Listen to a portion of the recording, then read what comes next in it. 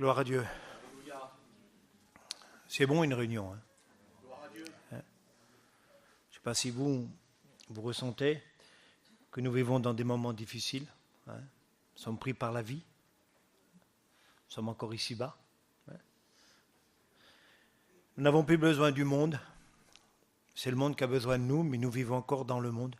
Hein, avec nos petites responsabilités, les uns et les autres, faire face à nos journées. Alors, ce n'est pas toujours facile. Hein. Je ne sais pas si pour vous, c'est facile, mais pour moi, ce n'est pas facile. Hein.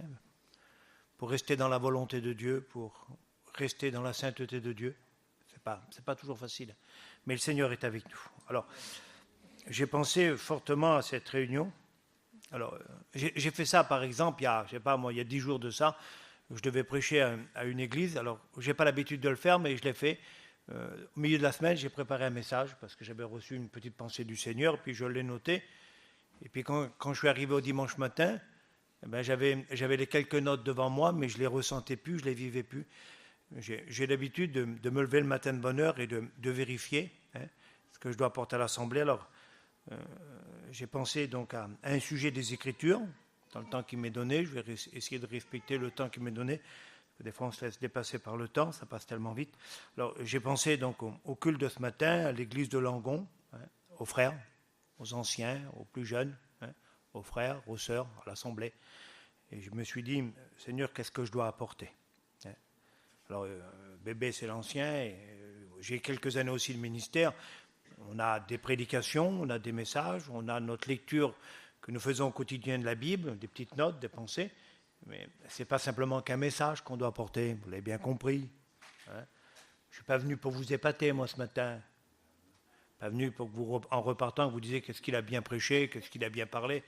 Ce n'est pas le plus important pour moi depuis quelques années, c'est ce que je vis. J'essaye d'apporter des choses qui sont pratiques, qui vont nous aider à grandir et à découvrir la volonté du Seigneur. Alors, j'ai un premier verset que je voudrais lire avec vous, qui se trouve dans le 3e livre du Nouveau Testament, l'Évangile selon saint Luc. C'est particulier, Luc. Bon, c'est le chapitre 2, si ma mémoire est bonne. Je revérifie, oui. Et le verset, donc, 41. Le verset est court. On ne va pas lire tout le verset 41, on va lire juste les 2 premiers mots. Alors, si vous avez le verset, pour ceux qui ont la Bible, on va faire la lecture. Je ne sais pas si vous avez fait attention. Moi, ça m'étonne quand un prédicateur y prêche, il cite son chapitre et son verset, on n'a pas le temps d'ouvrir la Bible, qu'il a déjà terminé la lecture. Alors, si vous êtes venu avec vos Bibles, c'est pour suivre. Alors, regardez, j'ai lu ça il y a quelques semaines. Je me suis arrêté sur ces premiers mots, juste ça, les parents de Jésus. C'est simple, hein ? Alors, on avait l'habitude, nous, souvent, comme ça, de faire des réunions de questions. Des réunions de questions. On faisait ça, par exemple, dans des petites réunions d'exhortation. Si des fois, il y avait des inconvertis, ce n'était pas gênant. Et on prenait des petits papiers. Et on remplissait une petite corbeille de papier avec des questions dessus. Ouais. Alors, ça pourrait être une question ce matin. Les parents de Jésus. Alors, si je pose la question à l'Assemblée, c'est dimanche matin, la majorité des gens qui sont là sont des chrétiens. Alors, il y a des anciens parmi nous, peut-être même certains ont connu le réveil, notre mission. Et je vous demande en particulier de prier pour notre mission. Je pense qu'il y a des tournants qui sont en train de se prendre par rapport à notre mission là. Hein, que les frères du conseil de direction soient des hommes d'onction, des hommes sages. Que le président soit un homme béni par le Seigneur, que tous les serviteurs de Dieu soient des hommes remplis du Saint-Esprit. Hein. Alors il y a des anciens parmi nous. Alors si ce matin je poserais la question, ça serait peut-être même un enfantin pour certains. Alors, on ne va pas parler de ce sujet un dimanche matin, mais j'aimerais vous rappeler qu'il faudrait peut-être qu'on revienne à la simplicité de l'Évangile. Non ? Arrêtons avec les ordinateurs. Alors, je ne suis pas contre, vous le comprenez bien, moi aussi j'ai mon petit téléphone, je n'ai pas d'ordinateur, et puis de temps en temps, pour aller un peu plus vite, je demande, parce que à place d'avoir une concordance, je demande où que tel verset se trouve, parce que je ne me rappelle plus de la référence, alors donc je ne suis pas contre. Mais revenir vraiment à la base, à la source. Non ? Je ne sais pas si vous avez remarqué, alors je dis ça entre parenthèses, et je veux être très adroit, il faut bien que ça soit traduit, que je fasse attention à ce que je dis. Vous avez vu qu'on est à la recherche aujourd'hui des ministères. Alors, ce n'est pas gênant, mais on est en train de se détourner un petit peu pour se tourner un peu vers les hommes. Alors, je ne suis pas maladroit en disant ça. On ne va pas nous poser la question, c'est qui prêche pour aller chercher un prêcheur. Ce que j'ai besoin, ce que vous avez besoin, c'est de la parole. Non ? Hein ? Le micro, il est là simplement pour faire entendre ma voix ce matin. S'il n'y aurait pas de micro, je m'aurais quand même exprimé. Vous comprenez bien que personne n'est irremplaçable. Hein ? Alors, il faut qu'on fasse attention. Je ne suis pas venu ce matin avec 18 points, excusez-moi, en grec ou en hébreu. Je suis venu simplement avec la parole de Dieu. Alors, ce n'est pas gênant si un frère a la connaissance et qu'il est capable de nous traduire les textes originaux, hébreu et grec, et puis, je ne sais pas moi, araméen ou du latin. Mais si je vous parle en grec, en hébreu, en araméen ou en latin, vous n'allez rien comprendre. Dire qu'est-ce qu'il parle bien, cet homme-là ? Mais vous n'allez pas comprendre le sens vraiment des mots si je ne les traduis pas. J'aimerais que ça soit pratique ce matin pour nous permettre de continuer. Je ne sais pas si vous êtes fatigué, mais ça nous arrive d'être fatigué. Et quand on est fatigué, on a besoin que nos forces soient renouvelées. Puis le Seigneur est tellement bon, la force, ça se trouve en lui. Il faut qu'on persévère. C'est ceux qui vont persévérer jusqu'à la fin qui seront sauvés, dit les Écritures. Alors, les parents de Jésus. C'est simple, ce matin, il y aurait un petit enfant là. Il pourrait répondre sans aucune hésitation. C'est bien que les parents de Jésus, c'est Joseph et Marie, par rapport au texte que je suis en train de prendre là. Joseph, c'est son père adoptif. Jésus est fils de Dieu. Alors, je me suis posé une question et j'ai essayé de réfléchir par rapport à un verset que j'aimerais lire avec vous maintenant, qui se trouve dans l'Épître aux Galates. J'ai juste marqué les références, ça nous permettra de chercher dans nos Bibles, l'Épître aux Galates. L'auteur, c'est l'apôtre Saint Paul.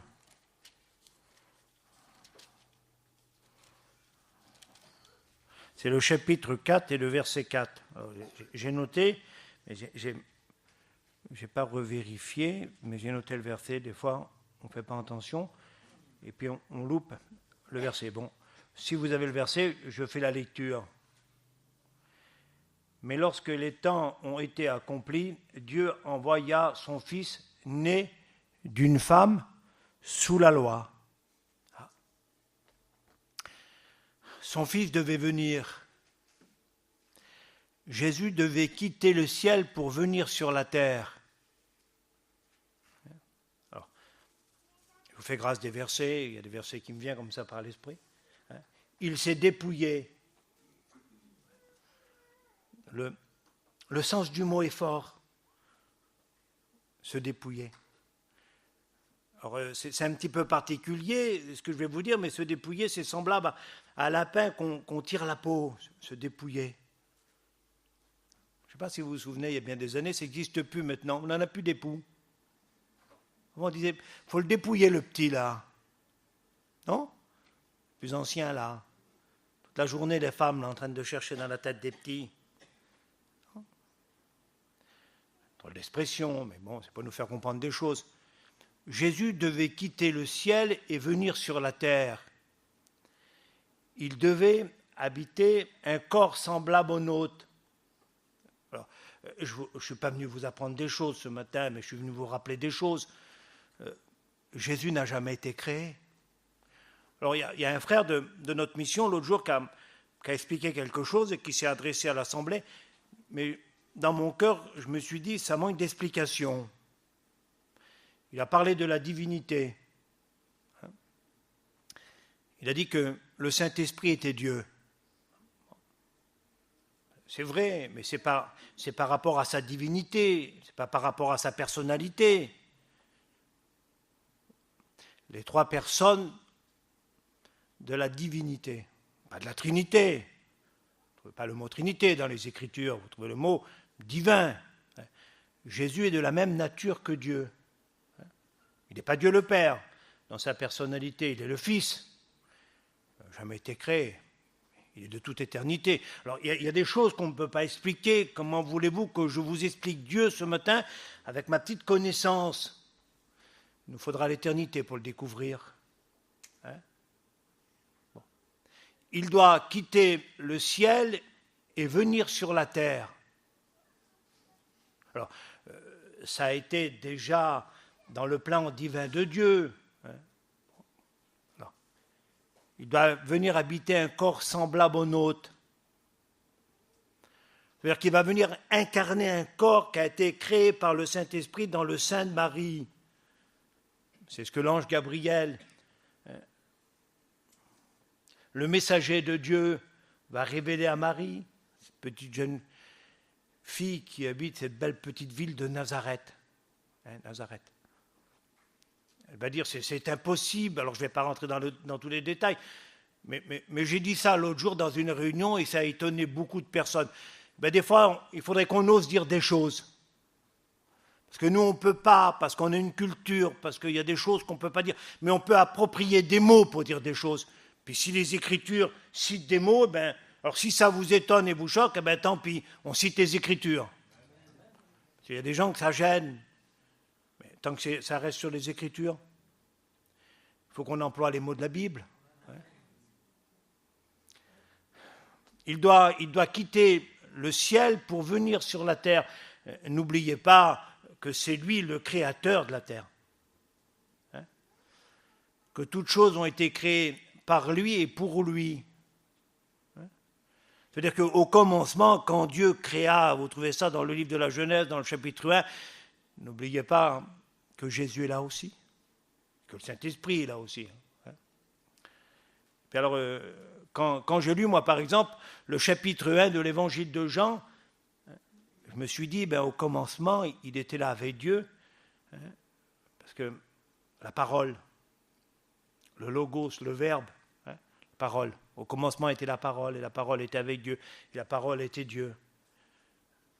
Je me suis dit, quand Dieu dit, vous retrouvez cette expression-là dans la Bible, dans le chapitre 1 du livre de Genèse. Et Dieu dit, la parole, c'est Jésus. Alors il doit quitter la terre, et il doit quitter le ciel et venir sur la terre. Et je me suis dit, à ce moment-là, Dieu doit choisir un foyer. Dieu doit confier son fils à un foyer, à un homme et une femme. Qu'est-ce qu'on a de plus cher que nos enfants? Est-ce que vous serez capable, est-ce que je serai capable de confier, par exemple, mon petit-fils? Moi, j'ai qu'un seul petit garçon pour le moment.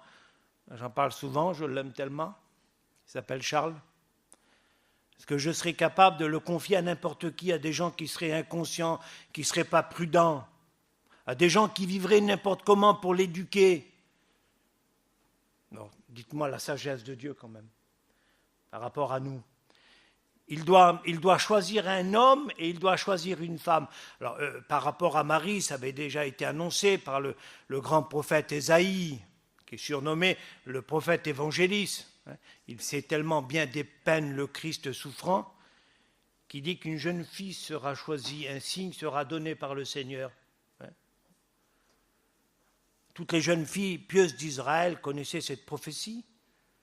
Dieu doit choisir un foyer. Dieu doit confier son fils à un homme pour que cet homme puisse l'éduquer, le faire grandir. Alors, je ne sais pas si vous comprenez ce que je veux vous dire. Les parents de Jésus. Alors mon petit-fils est venu vers moi l'autre jour, il m'a dit « Papou, donne-moi un couteau. » 5 ans, je veux couper un bout de bois. Je voulais couper un bout de bois. Et puis il n'arrêtait pas « Papou, donne-moi un couteau. » Je dis « Allez, viens fils, on y va. » Puis on rentre dans ma petite cabane. Et puis j'ouvre le tiroir, je lui donne une cuillère. Puis il me regarde. Je dis, pas une cuillère, je veux un couteau. Pensez-vous que je n'allais pas lui donner un couteau? S'il ne serait pas blessé à lui, il aurait blessé les autres, c'est un enfant. Je ne sais pas si vous comprenez ce que je veux dire. Dieu doit confier son Fils. Son Fils doit venir sur la terre. Il doit se dépouiller, lui qui est semblable à Dieu, et venir habiter parmi les hommes. Et il doit être placé dans un foyer. Alors, je vous parle courtement de Joseph. Je vous parle courtement de Joseph maintenant. Regardez. J'ai marqué ça. Dieu doit choisir un homme. Alors j'ai une référence, Ézéchiel 22, 30. Dieu doit choisir un homme. Vous avez par exemple le psaume 14. Les regards de Dieu qui parcourent la terre et qui se posent sur les hommes. Et il va choisir Joseph.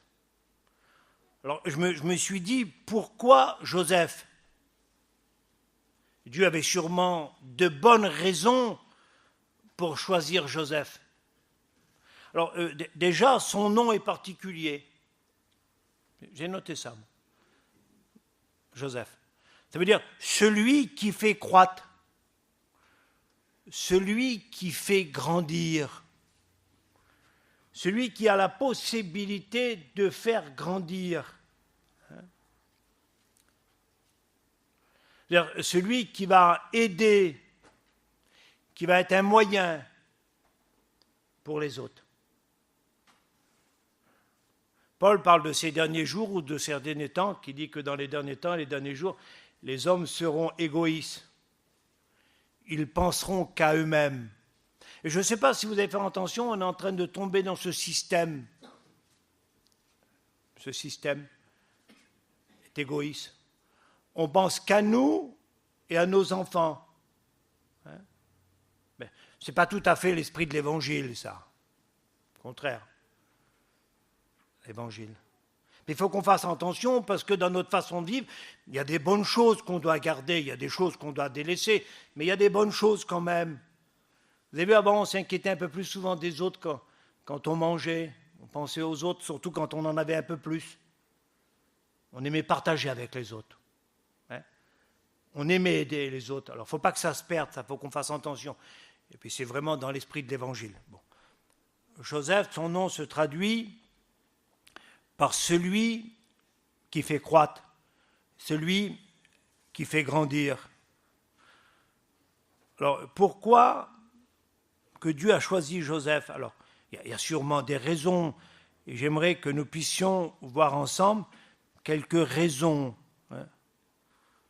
Pourquoi que Dieu a choisi Joseph? Alors, déjà, ça se trouve dans l'évangile de Matthieu, au chapitre 1, et puis nous resterons sur les quelques versets que nous allons trouver dans ce chapitre 1. Il y a une précision concernant Joseph. Il est dit au verset 19, par exemple, que Joseph était un homme de bien. Alors, j'ai voulu réfléchir, moi, parce que si c'est précisé, c'est que c'est important. Ça n'a pas été écrit pour dire d'être écrit. J'aimerais vous rappeler que toute la parole est sous l'inspiration du Saint-Esprit. Il y a des choses, nous, qui nous étonnent. Si la parole aurait été dictée par un homme, sûrement qu'il y aurait des choses qui n'auraient pas été écrites, concernant David ou d'autres. Mais c'est la parole. Et l'apôtre Saint Paul nous rappelle que cette parole a été écrite pour nous servir d'exemple, mais dans le bon sens. Si quelqu'un fait une erreur, on ne doit pas faire comme lui. On doit avoir la sagesse et la compréhension de comprendre que ça ne va pas. Pas qu'on suive les autres comme ça, s'ils font des erreurs, il faut qu'on soit sage. Joseph, c'est un homme de bien. Alors, certains pourraient dire, donc aussitôt, certains ont pensé, et moi j'ai voulu analyser pour savoir si ça correspondait, on pense aussitôt aux finances, nous. Non ? On pense aussitôt au bien-être. On pense aussitôt aux choses matérielles. Non ? Quand on dit qu'il est bien cet homme-là, qu'on pense? Ben, on pense qu'il a un gros compte en banque. Non? Vous êtes là ou pas ce matin? Si je vous endors, c'est même pas la peine. Hein. Écoutez bien. On pense aussitôt, nous, aux finances. On dit, cet homme-là, c'est un homme de bien. On pense aussitôt aux choses d'ici-bas, de la terre, aux choses matérielles. Mais dans l'esprit de l'Écriture, ce n'est pas tout à fait ça. Parce que vous avez des petites références qui vous ramènent à des hommes de bien. Et puis alors, sans être trop long, parce que le temps passe très vite, j'ai deux hommes comme ça que j'ai pris en exemple et que je vais pas vous demander de lire leur histoire, mais je vais vous les citer, deux exemples. C'est l'exemple de Zacharie et de Siméon. Homme de bien nous emmène à une certaine référence d'homme qu'on retrouve dans le Nouveau Testament aussi. Zacharie, je crois que sa compagne, c'est Élisabeth. C'est les parents de Jean le Baptiste. Alors, des fois, je me trompe depuis le temps que j'ai eu le Covid. Je ne sais pas si ça vous a fait du dégât, vous, le Covid. Des fois, je suis en train de prêcher, puis je ne me rappelle plus ce que je suis en train de dire. Ben, bon. Alors, si je me trompe, bébé, fais-moi les gros yeux, fais-moi signe. Ça ne me gênerait pas. S'il faut rectifier, je rectifie. Je préfère qu'on reste sur les Écritures. Donc, homme de bien, ça nous ramène à ces hommes-là. Alors, si vous lisez les quelques versets qui les concernent, vous allez vous apercevoir que c'est des hommes pieux. C'est des hommes qui sont irréprochables. Le mot est fort, hein. Le mot est fort, hein. Moi, quand je considère ma vie, je ne sais pas vous, quand le matin je me place devant Dieu, parce que j'espère que vous le faites tous les matins, non? Vous n'allez pas quand même affronter la journée sans vous présenter devant Dieu. Ne comptez pas sur vos forces. Elles sont tellement faibles, nos forces. Il faut qu'on compte sur lui. C'est vrai qu'il faut faire notre part aussi. Hein. Des hommes pieux, irréprochables, mettant en pratique toutes les ordonnances du Seigneur. Des hommes remplis du Saint-Esprit, conduits par le Saint-Esprit, poussés par le Saint-Esprit. Zacharie, alors Élisabeth. C'est quand même assez particulier, je lisais ça, et puis j'ai pensé un petit peu à notre époque. Ils sont de la même tribu, Zacharie et Élisabeth. Zacharie ne s'est pas marié avec une étrangère. Vous avez vu, maintenant, ça ne nous choque plus, nous. Un chrétien, il prend une inconvertie. Une chrétienne à se marier avec un inconverti. Même certaines, alors, excusez-moi, je ne connais pas l'Assemblée, alors je connais l'Assemblée comme ça, quelques visages, mais j'ai la liberté de dire des choses. Il y a même des chrétiennes qui se permettent de se marier, et puis ça apporte du conflit. Parce qu'ils n'ont pas analysé la situation. Ils se mettent dans une situation qu'il faut qu'on revoie avec les Écritures si ça correspond. Je ne sais pas si vous comprenez. Une jeune fille m'a appelé l'autre jour, elle m'a dit « Je ne suis pas chrétienne, je vais aux réunions ». Alors, je ne sais même plus de quelle ville elle était. Elle dit « Je ne suis pas chrétienne, mais je vais aux réunions ». Alors, je me considère comme une chrétienne, et puis je me téléphone avec un jeune garçon qui est chrétien, lui. Mais moi, je suis une fille divorcée. Et puis mon mari, c'est pas remarié encore. J'ai été mariée, ma fille. Tu dois retourner vers ton mari. Puisque tu t'as converti aujourd'hui, ben, ta conversion te pousse à retourner vers ton mari. Il ne s'est pas remarié, lui, encore. Alors, je ne sais pas le souci qu'il y a eu dans le foyer, moi, je n'ai pas rentré dans tous les détails. Mais je dis, le petit garçon là, qui est chrétien, je dis, s'il se marie avec toi, je dis, ben, t'en porte-à-faux, ce petit garçon-là, c'est un chrétien, lui. Tu es une fille qui a été mariée. Donc, je ne sais pas si vous comprenez ce que je suis en train de vous dire, là. Zacharie eh bien, va choisir une fille de la même tribu que lui.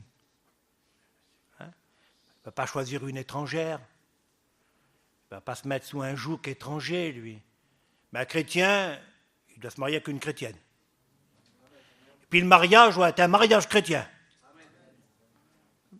Certains disent, je suis obligé, je ne peux pas, c'est à cause des petits. ne peut pas, moi. Les petits.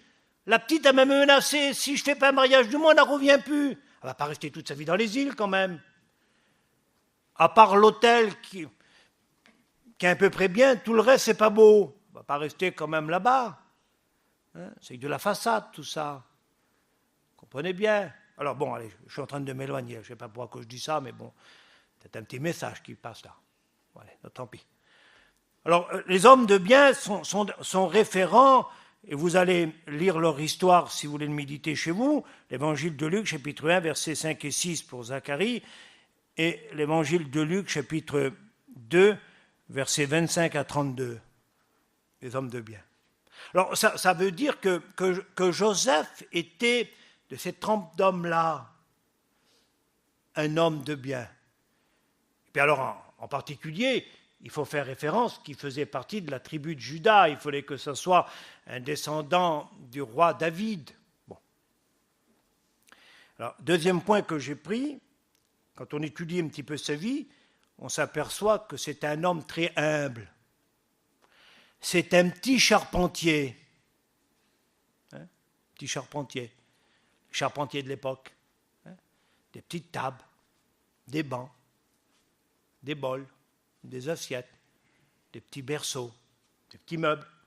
Puis alors pour ceux qui étaient un peu plus évolués, un peu plus habiles, on pouvait faire des petites charpentes. Ben, je me suis aperçu, en lisant son histoire et en m'arrêtant sur quelques détails de sa vie, que c'est un homme très humble. Alors j'ai noté un verset par rapport à ça que je voudrais maintenant partager avec vous. C'est le livre des Proverbes. Le Proverbe nous fait penser à Salomon. Salomon qui a très bien commencé. Mais de quelle façon il a fini sa vie? Salomon. Livre des Proverbes. C'est le chapitre 15 et le verset 33. L'humilité. L'humilité précède la gloire. Dites-moi quand même. Avoir le privilège d'éduquer, d'élever le Fils de Dieu. Non? N'est-ce pas une gloire? D'avoir été choisi par Dieu pour accomplir ce plan, ce petit enfant qui va leur être confié, l'humilité. Plus que la tâche est grande, plus qu'il faut qu'on soit humilié. Alors, je disais ça à un frère, avec des mots appropriés. Je vois le prophète, moi. Mais j'ai dit à un frère du conseil, je dis, frère, plus que la tâche est grande, plus que la responsabilité est grande, plus qu'il faut qu'on soit humilié. Eh bien, j'aimerais vous rappeler que Joseph, c'est un homme humilié. Joseph. L'humilité précède la gloire. C'est beau ça. Hein? L'orgueil, quelle différence? Dites-moi, est-ce que vous avez déjà fait la différence entre un orgueilleux et un homme humble? Vous avez vu leur conversation? Différence quand c'est quelqu'un qui est humble. Hein? Il ne parle jamais de lui. Ou il parle très peu de lui. Moi j'ai dit ça au frère René Zenelato, alors je dis ça parce qu'il n'est pas là, à Juanito aussi, je pourrais vous citer des frères. Et puis un jour, j'ai dit, René, j'aimerais quand même que tu me partages quelques expériences. Tu me parles que de Jéhovah, tu me parles que d'un tel, tu me parles que d'un tel, tu me dis qu'ils sont grands, qu'ils font une œuvre extraordinaire en Russie, que Dieu les a établis, alors tu me parles de ci, tu me parles de là. Mais je dis, j'aimerais quand même que tu me donnes quelques témoignages. Il dit, j'ai pas grand-chose à te dire, si ce n'est que Dieu est en train de faire une œuvre merveilleuse dans ce pays-là. Hein? C'est beau l'humilité. Hein? Vous avez vu la différence entre quelqu'un qui aime et quelqu'un qui est orgueilleux? Hein? L'humilité précède la gloire. Josué fut élevé par Dieu aux yeux du peuple. Quand Dieu élève un homme, hein? Ben c'est bénissant. Puis cet homme-là, il sera un instrument béni entre les mains du Seigneur et puis il va bénir les autres. Mais quand c'est un homme qui s'élève, Vous savez, l'orgueil. Avoir une haute opinion de soi-même. Voir les autres de haut. Il est inabordable, cet homme-là. On ne peut pas lui parler. Alors, si vous avez une conversation avec lui, il ne vous laissera jamais parler, parce qu'il va tout vous expliquer de la façon que les choses doivent se faire. Ça précède la chute, ça. Pas des orgueilleux, nous. Alors, je ne parle pas, parce qu'aussitôt, quand on parle d'orgueil, les gens, aussitôt, qu'est-ce qu'ils pensent à eux? À un camping, à une auto, à un auvent, à des chaises. Mais c'est pas ça, ça c'est les choses d'ici-bas. C'est vrai qu'il faut qu'on soit équilibrés, nous les chrétiens. On ne doit pas vivre comme les gens du monde. On doit avoir la différence quand même. Non, il y a une différence entre un chrétien et un inconverti. Mais là, je parle d'une position, je parle d'un état de cœur. L'orgueil. Dieu se rit des orgueilleux. Il résiste aux orgueilleux. Alors, ce n'est pas le cas de Joseph. Joseph, c'est quelqu'un de très humble. Vous avez vu comment on sent bien dans la présence de quelqu'un qui est humble? Différence du langage. Ben, vous écouterez souvent « nous ». Pourtant, souvent, des fois, il est seul à faire les choses. Puis j'ai personne dans ma pensée. Souvent, il est seul à faire les choses. Et quand il présente les choses, il est en train de dire « nous avons fait ». Nous avons été. Mais vous savez qu'il est tout seul, cet homme-là. Parce qu'il sait que les choses ne se font pas tout seul. Qu'il a besoin des autres. Et dans l'œuvre de Dieu, on n'est pas appelé à travailler tout seul, mes frères. On est appelé à travailler ensemble. C'est beau l'unité. Et puis quand vous écoutez parler un orgueilleux, il dit souvent « moi ». Puis des fois, c'est même pas lui qui a fait, il est en train de s'attribuer les choses que les autres ont fait.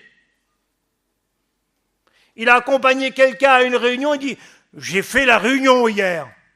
Il les a accompagnés. Il a resté assis sur une chaise parce qu'il n'avait rien d'autre à faire, il est parti avec eux pour dire de passer une soirée. Et quand il parle de la soirée qu'il a été, il dit « j'ai été faire la réunion hier ». C'est moi qui a prié pour tel malade, il a été guéri. Mais c'est le Seigneur qui a guéri. Il t'a simplement demandé d'imposer les mains au malade, et puis de croire de tout ton cœur, et puis la foi du malade agira. Je ne sais pas si vous comprenez. Eh bien, Joseph, lui, c'est un homme très humble. C'est beau ça. Alors, par exemple, au verset 20, il est dit que Joseph, c'est un homme qui fait des songes. Il va faire un songe. Un songe, c'est un rêve inspiré. Ce n'est pas un cauchemar. Là, il faut qu'on fasse attention quand même, parce que vous avez des gens qui mélangent tout, qui prennent leur pensée pour la pensée de Dieu. Le Seigneur va se révéler à Joseph par un songe. Alors, j'ai un verset maintenant à vous proposer. On pourrait ouvrir nos Bibles dans le livre de Job. C'est le chapitre 33 et le verset 15. Des songes. Rêve inspiré. Rêve spirituel. Rêve où Dieu veut se révéler sa volonté. Il le fait par des songes. Regardez, si vous avez le verset, on fait la lecture maintenant. Il parle par des songes, par des visions nocturnes, quand les hommes sont livrés à un profond sommeil, quand ils sont endormis sur leur couche. Il parle tantôt d'une manière et tantôt d'une autre. Joseph eut un songe. Dieu se révéla à Joseph par un songe, un rêve inspiré, spirituel. Je vous dis ça entre parenthèses, il y a quelques jours, j'ai fait un rêve, ce n'était pas un songe, il n'était pas inspiré celui-là. Je pourrais même vous dire qu'il ne venait pas de Dieu. Et quand je me suis réveillé dans la nuit, il y a une voix forte qui est venue dans mon cœur. Alors, je vous dis ce que j'ai ressenti, puis ça me concernait. Il m'a dit, le diable veut te détruire. Et puis à ce coup, là, j'ai pensé à un verset qui se trouve dans le livre des Éphésiens au chapitre 6. Après avoir tout surmonté, tenez ferme.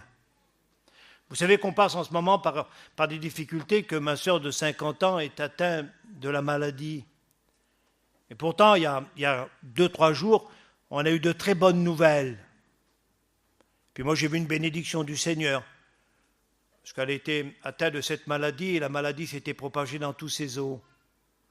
Et puis quand le docteur qui la suit, le cancérologue, il a fait passer 2 scanners et un SPECT-CAM, il a regardé tous les résultats, il a dit « Je suis étonné des résultats. La maladie a baissé d'une façon extraordinaire. Il n'y a presque plus de maladie. »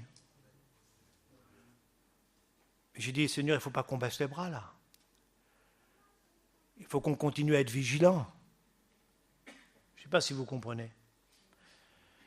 Joseph, c'est un homme qui fait des songes, des rêves spirituels, inspirés, les songes. C'est ce qu'il est dit dans le livre des Actes des Apôtres, que dans les derniers temps, il y aura des songes et des visions. Les songes. Ces rêves inspirés. Ces rêves qui veulent nous transmettre un message, une volonté de Dieu. Alors à ce moment-là, vous avez bien compris que Joseph avait besoin d'une confirmation et que le Seigneur devait se révéler à son cœur par rapport à toute la volonté de Dieu, par rapport à Jésus et surtout par rapport à Marie. Joseph, c'est un homme qui fait des songes. Est-ce que ça ne vous fait pas penser aussi à ce Joseph, le fils de Jacob, qui faisait aussi des songes? Non?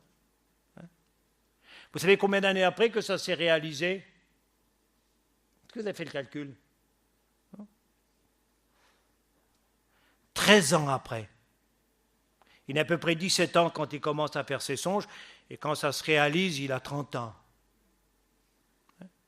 Vous et moi, nous sommes pressés, parce que nous ne sommes que des humains, et nous sommes gérés par le temps.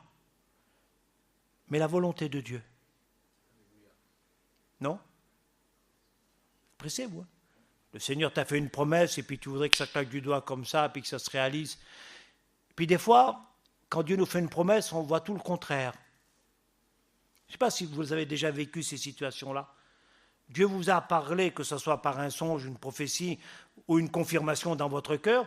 Alors vous êtes sûr, vous l'avez reçu de Dieu. Alors vous attendez. Et c'est là qu'il faut avoir la persévérance. Continuer à marcher. Eh bien, ce Joseph-là, le fils de Jacob, il va avoir des songes et ces songes vont bien se révéler 13 ans après. Regardez. Ça va se réaliser, il se retrouve dans la maison de Potiphar, et vous connaissez l'histoire, la femme de Potiphar, et à cause que lui va résister, à cause qu'il va faire le bien pour son maître et pour son Dieu, ben, il se retrouve en prison. Vous y avez déjà pensé, vous, ça? À cause qu'il fait le bien, excusez-moi du mot, à cause qu'il ne veut pas faire l'adultère, qui veut rester fidèle à son maître, parce que c'est un bon maître, Potiphar, mais surtout à son Dieu. Mais à cause qu'il fait le bien, il se retrouve en prison. Et il y a des choses comme ça qui nous étonnent, qu'on ne comprend pas. Mais j'aimerais vous dire que quand Dieu a promis quelque chose, il faut qu'on reste fidèle, nous. Il faut qu'on continue à croire, parce que ça se réalise. Alors, vite, pour que j'aille un peu plus vite. Alors, Joseph, c'est un homme qui fait des songes. J'ai un autre verset, toujours, le verset 22 du chapitre 1 de Matthieu. C'est un homme qui connaît la parole. C'est un homme des Écritures. Vous savez que les hommes pieux de l'époque aimaient se rendre à la synagogue le jour du Shabbat. pour entendre la parole. Et que chaque père de famille devait éduquer le premier-né. C'est-à-dire qu'il devait connaître la parole. Connaître la parole. Puis alors, si vous lisez les quelques versets que je vous ai cités, il est dit, selon ce qu'il est écrit, selon la parole, Jésus devait venir, ça avait été annoncé, et Joseph le savait, puisque Joseph était un homme de la parole. Alors, j'ai pris un exemple vite fait comme ça, l'exemple de Jésus. C'est notre exemple. Vous et moi, nous sommes appelés à lui ressembler, avoir en nous les sentiments qui étaient en lui. Ça veut dire qu'il faut que tes mains deviennent ses mains. Je vais loin dans ce que je vous dis, mais c'est une réalité.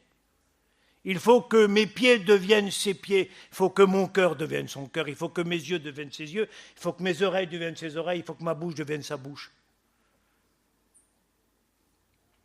Il y a un frère qui l'a dit tout à l'heure. Nous sommes devenus des Bibles vivantes.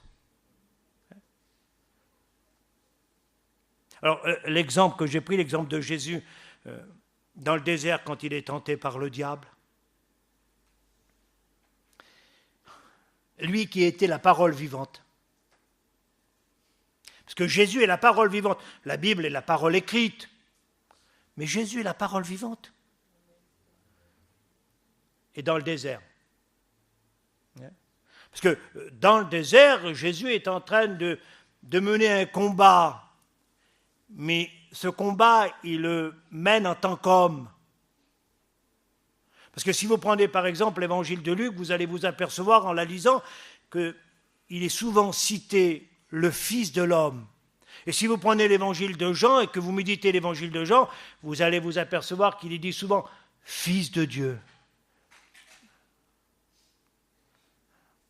Il a soif, il a faim, il est fatigué, il dort. C'est son côté humain, ça. Puis alors là, quand il est dans le désert tenté par le diable, il va lui résister en lui citant la parole. Il est écrit. J'aimerais vous exhorter, vous dire que nous sommes obligés de lire la Bible chaque jour, que c'est une nécessité. Comme le petit déjeuner du matin. Quel bon petit repas, le petit déjeuner du matin. Notre corps en a besoin. C'est peut-être un des meilleurs moments pour le corps, le petit déjeuner du matin, le petit peu de gâteau de pain que vous allez prendre. Quelle nécessité pour notre corps. Nous avons besoin, mes frères, de lire la Bible tous les jours. Alors je ne sais pas de quelle façon vous lisez la Bible. Un frère est venu vers moi, il a dit je lis 19 chapitres par jour. Un jeune. Il m'étonnait un petit peu. Il me dit, et toi, t'en lis combien? J'ai dit 2. 1, maximum 3. Il me dit, tu passes combien de temps? J'ai le temps nécessaire de les méditer pour essayer de les comprendre. J'ai dit, maintenant je te pose la question à toi qui lis 19 chapitres. Qu'est-ce que tu comprends quand tu as lu tes 19 chapitres? Puis il essayait de réfléchir. Ça veut dire qu'il lit pour dire de lire. Et de dire aux autres qu'il a lu 19 chapitres. Mais je préfère en lire 1 et avoir bien compris. Des fois, ça met 1 heure, une demi-heure, 15 minutes. Mais quand je ferme ma Bible, j'ai compris ce que j'ai lu. Et puis ça m'apporte une nourriture spirituelle. Alors Jésus, qui est la parole vivante, il cite les textes bibliques. Il connaît aussi les Écritures, la parole. Les scribes et les pharisiens de son époque étaient étonnés quand ils l'écoutaient parler des Écritures. Ils disaient de lui que pourtant il n'avait pas été instruit par les plus grands. Nous, on n'est pas étonnés, nous le connaissons, nous savons qu'il est la parole. Alors, j'ai un deuxième verset que je voudrais vous lire maintenant.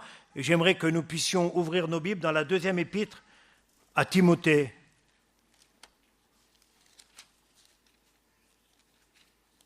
J'aime la complicité de Paul et de Timothée.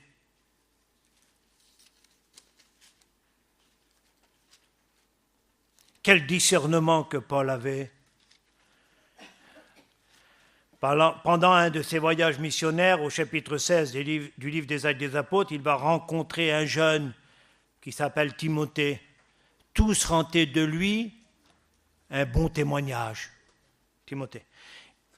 Paul va l'établir dans une église à Éphèse pour qu'il continue le travail qu'il avait commencé, établir des anciens et régler quelques affaires qui devaient être réglées. Alors si vous avez le chapitre 3, et j'aimerais que nous puissions lire le verset 16, l'importance de la parole.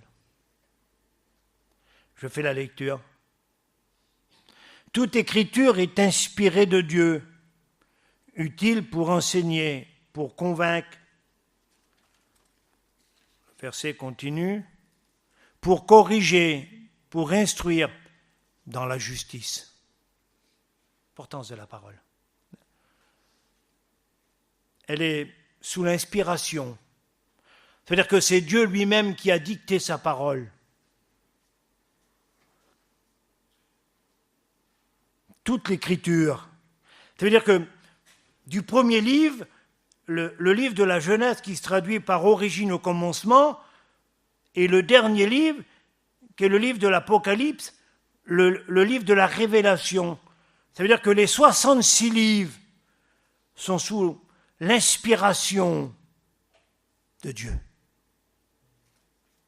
Vous avez vu que c'est dommage que certains aujourd'hui font des sélections de versets. Non ? On ne peut pas nous choisir des versets qui nous arrangent quand même. Ce serait trop facile. Alors, il y a un frère qui a fait quelque chose, mais il l'avait bien fait. Il avait mis un cahier dans sa Bible. Je ne sais pas si vous avez déjà vu ça. Et puis il avait prêché, et puis il a dit ce verset-là, il est trop dur, je déchire la page. Mais on croyait qu'il déchirait les pages de la Bible. Puis il est fichonné, puis il est jeté par terre. Puis il continue à prêcher, puis il dit non, ce verset-là, il est trop dur, je ne veux pas le mettre en pratique. Je déchire la page. Puis il jetait les pages. J'étais devenu fou, moi. C'était bien fait, hein. Mais j'aimerais vous rappeler que toute l'écriture est sous l'inspiration de Dieu. Utile pour enseigner, que Dieu permette qu'il y ait davantage dans nos églises de l'enseignement. Parce que vous et moi, nous avons besoin de connaissances. Besoin de connaissances, hein. Pas une connaissance qui enfle. Vous avez vu qu'il y a des gens qui ont une grosseur qui n'est pas normale. Ils sont enflés. Hein? Oh, je ne dis pas ça pour toi, fais pas de grimace. Hein? Mais c'est l'apôtre Saint Paul qui en parle, qui dit que la connaissance, elle enfle. Hein? Faites-vous piquer par une abeille, vous allez voir le bras que vous avez, surtout si vous êtes énergique. Hein? Mais il dit la charité édifie. Alors, on en a besoin dans nos églises qu'il y ait des pasteurs. L'évangéliste, lui, alors nous, on a un petit souci, on a un vieux évangéliste. Alors, on l'aime de tout notre cœur, c'est un ancien, on le respecte, on en prend soin. C'est un vieux missionnaire, le frère Thalys. Mais c'est un évangéliste. Il veut prêcher que le dimanche.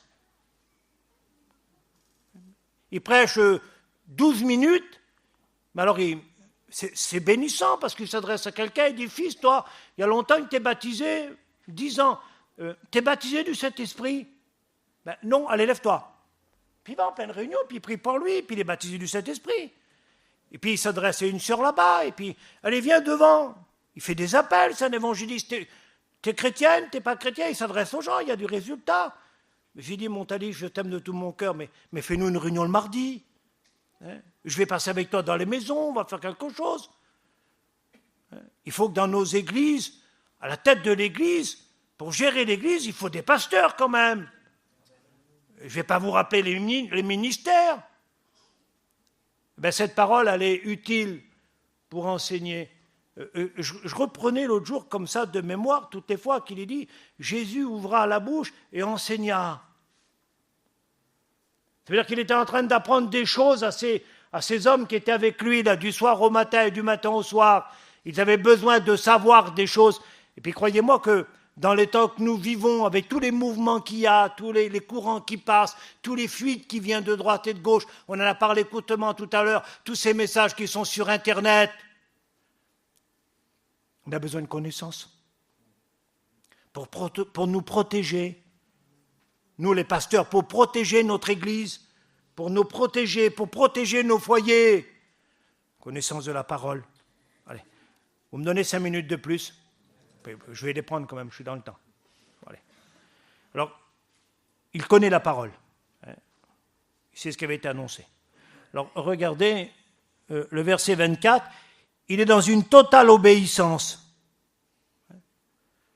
Il va obéir quand Dieu lui dit « Tu peux prendre Marie pour femme. » Il va obéir.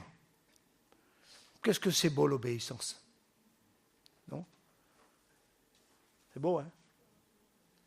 Alors, j'ai noté ça, quand j'ai lu ça, il y a un verset qui m'est venu directement à l'esprit. Dites-moi, je vous pose la question ce matin, par rapport à l'obéissance de Joseph, moi, il y a un verset qui m'est venu directement dans mon cœur. Je ne sais pas si vous pensez à un verset, vous. Alléluia, on a le même esprit et on a les mêmes pensées. Alors j'ai pensé, moi, à ce verset qui se trouve dans 1 Samuel, chapitre 15 et verset 22. L'obéissance vaut mieux que tous les sacrifices. Vous avez des gens qui veulent faire des sacrifices, mais en réalité, le cœur n'obéit pas. Regardez, par rapport au sacrifice, il y a une petite histoire là qui me vient dans mon esprit, l'histoire d'Abel et de Caïn. Ils doivent offrir à Dieu. Vous croyez que Dieu va faire des différences, vous, qu'il a fait une différence entre le petit agneau et puis les quelques produits de la terre que Caïn allait apporter? Regardez ce qu'il est dit. Dieu regarda Abel et son offrande. Ça veut dire que avant de regarder l'offrande, j'apporte à Dieu. Avant de regarder l'offrande, Dieu regarde déjà le cœur d'Abel pour savoir si son cœur était en accord avec son offrande. Jésus s'assoit en face du trône dans le temple. Alors il y avait des gens qui étaient venus apporter leur offrande avec une certaine distinction, des vêtements. Puis alors il donnait des sommes. Puis il arrive à ce coup une petite veuve, hein, pas beaucoup, 2 petites pièces. Puis on la distingue vraiment parce qu'on s'aperçoit qu'elle est veuve et qu'elle est pauvre. Et puis elle met ces 2 petites pièces-là. Jésus est touché dans son cœur. Il dit aux apôtres, venez. Il dit, elle a donné plus que les autres. Elle a donné de son nécessaire. Eux, ils ont donné de leur superflu. Ça veut dire que son cœur était en accord avec l'offrande. Parce qu'en réalité, c'est une affaire de cœur. Vous croyez que le Seigneur va s'arrêter au billet ou à la pièce qu'on donne? Alors c'est vrai que dans ce domaine-là, il faut qu'on fasse des efforts. Comprenez bien, l'œuvre de Dieu a besoin et on aura des comptes à rendre au Seigneur par rapport à nos sous. De la façon qu'on gère notre argent. Alors vous faites ce que vous voulez, c'est la vôtre. Mais on aura des comptes à rendre au Seigneur. L'obéissance vaut mieux que tous les sacrifices. C'est beau l'obéissance. Quand on aime, on obéit. C'est beau. Alors, il faut que je passe. Joseph, c'est un homme obéissant. C'est un homme qui a du respect. Verset 25, le respect. Moi, je suis en train de penser un petit peu à nos anciens, à nos parents, de la façon qu'ils nous ont éduqués. Je ne sais pas si vous vous souvenez, quand on était petits, les vieux nous disaient toujours, fils, quand il vient un ancien, quand il vient un vieux, lève-toi. Mais laisse-le pas venir vers la chaise, déjà, quand il vient, lève-toi, puis dis, tiens mon oncle, assis-toi. Je ne sais pas si on vous a appris ces choses. Maintenant, c'est les petits qui sont assis à la table. Puis vous irez faire 20 enfants alors d'aujourd'hui. veulent pas se lever, les petits, ils sont assis. Vous avez vu l'autorité qu'ils ont quand on mange maintenant, les petits? Les hommes sont là, les plus anciens. Moi, je me souviens une fois, le frère Fatard avait invité tous les anciens. Il y avait Jimmy puis tous les frères qui étaient là. Puis nous, les quelques jeunes prédicateurs au bout de la table, on n'avait même pas osé se mettre avec eux. Je vous parle de ça il y a plus de 30 ans. Et puis, il y a un petit qui est venu avec sa mère. Puis le petit disait, maman, je veux tel morceau de poule, je veux ça, mais c'était un petit. Puis la femme, elle, sans aucune hésitation, au milieu de tous les anciens, elle était en train de servir le petit. Puis je me souviens de la réaction de mon beau-père. Il s'appelait Canon, mon beau-père à moi. C'est le frère Rafatar. Il a dit un mot tout doucement à cette femme-là. Il dit, fais pas ça, ma fille, c'est pas bien. Pas le respect. Il fallait bien que le petit mange quand même. On sait bien que le petit, il fallait qu'il mange. Mais de la façon que c'était fait. Oui, on dirait que ça n'a plus d'importance pour nous. Le respect qu'on avait quand on venait aux réunions. Alors, je sais qu'il n'y a pas de souci. Dans ce domaine-là, on est quand même assez sérieux. Moi, j'ai vu, là, il y a quelques jours, des anciennes vidéos. Bébé, j'étais étonné. Tous les frères, tous les anciens. C'était jeune à l'époque. C'était au chou. Et puis croyez-moi qu'il n'y avait pas grand-chose. Mais qu'est-ce qu'ils étaient bien vêtus. Tous une cravate. Tous une chemise blanche. Vous avez vu ces vidéos-là? On voit René qui est en train de prendre des photos. Alors j'ai dit, René, mais dit, je commençais juste mon ministère. Là. Il avait 19 ans à peu près, René, ou une vingtaine d'années. Puis il y avait tous les anciens qui étaient là.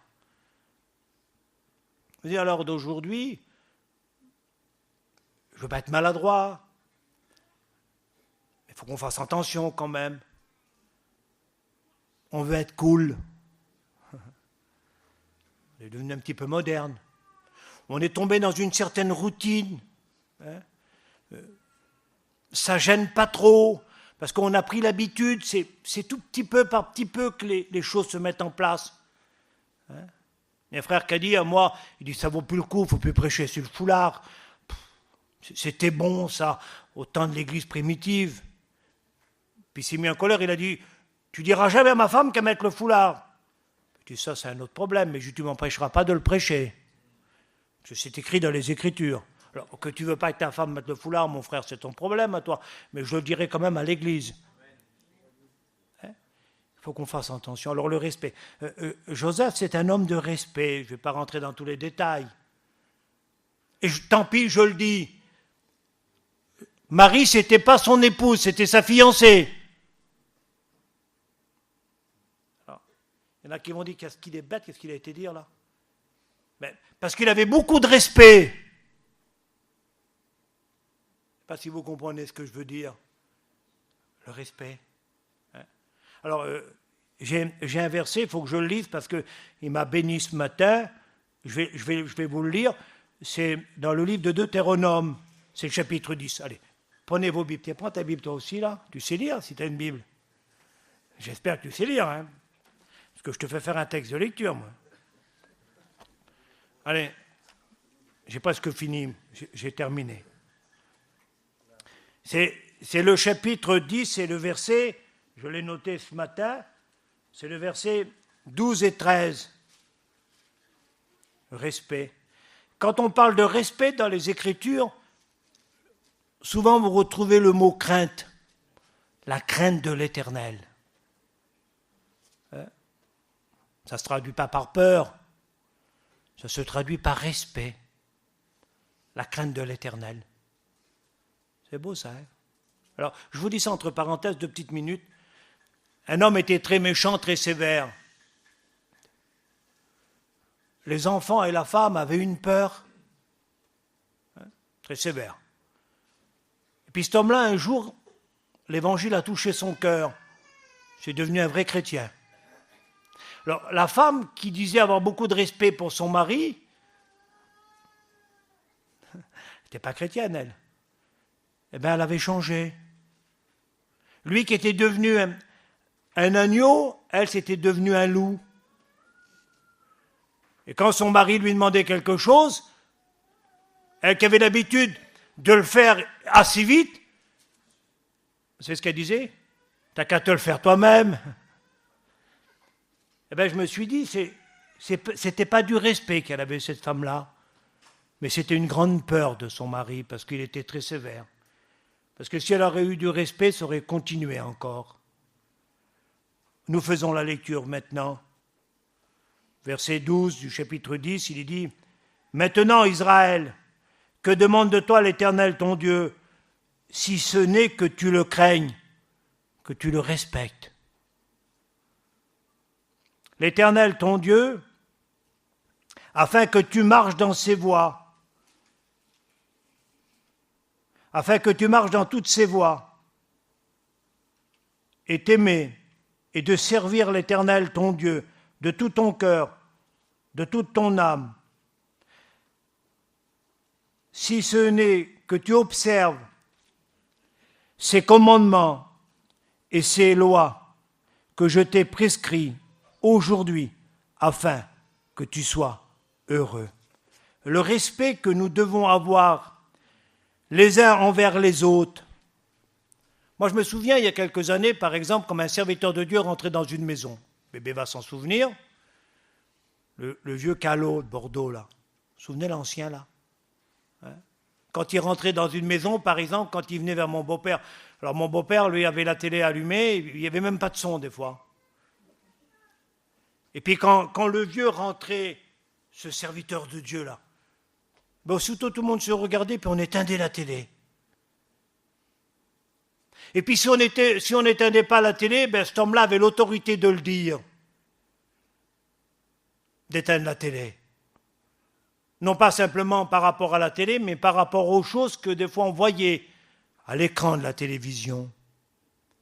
Le respect. Le respect qu'on doit avoir les uns envers les autres, se respecter. L'ancien qui doit respecter le jeune qui doit respecter l'ancien, le chrétien qui doit respecter le pasteur qui doit respecter le chrétien. Chacun sa place, mais surtout respecter Dieu. Le respect qu'on doit apporter à Dieu. Joseph était un homme de respect. Allez, je vais aller très vite. C'est un homme de l'esprit. Saint-Esprit. Hein? Alors j'ai un verset, et je ne vais pas le commenter, mais je termine. Éphésiens 5, 18. Hein? Ne soyez pas remplis de vin, parce que ça peut arriver. Quelle honte. Quand on se laisse prendre à table, et qu'on boit un peu trop. Quelle honte quand on participe à un apéritif et qu'on ne sait pas se contrôler. Ne soyez pas remplis de vin, c'est la débauche. Mais au contraire, soyez remplis du Saint-Esprit. Hein, Saint-Esprit. Beau sujet à étudier, le Saint-Esprit dans la vie de Jésus. Joseph, c'est un homme de l'esprit. J'ai presque terminé. Joseph, c'est un homme sage par rapport aux décisions qu'il va prendre. Hein, par rapport à ses choix, c'est un homme sage. Jacques, le pasteur de l'église de Jérusalem, parle de la sagesse.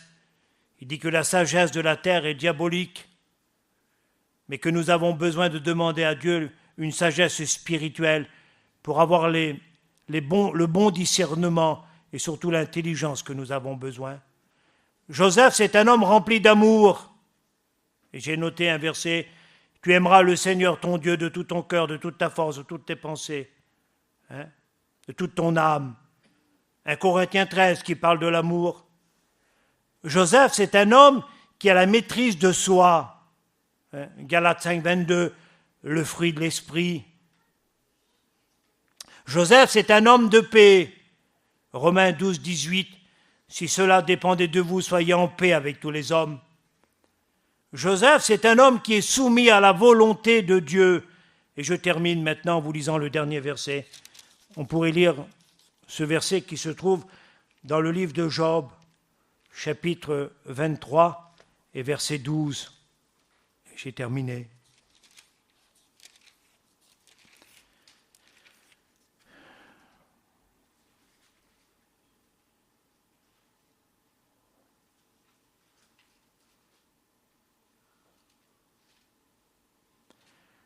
Job, chapitre 23 et verset 12. Je n'ai pas abandonné les commandements de ses lèvres. J'ai fait plier ma volonté aux paroles de ta bouche. J'ai fait plier ma volonté aux paroles de ta bouche. Souvenez-vous de cette prière du Seigneur Jésus dans le jardin de Gethsémane. Non pas ma volonté, ta volonté. Te glorifions, Seigneur. Te bénissons. Ta parole nous a éclairés sur ces quelques mots. Pourquoi que Dieu avait choisi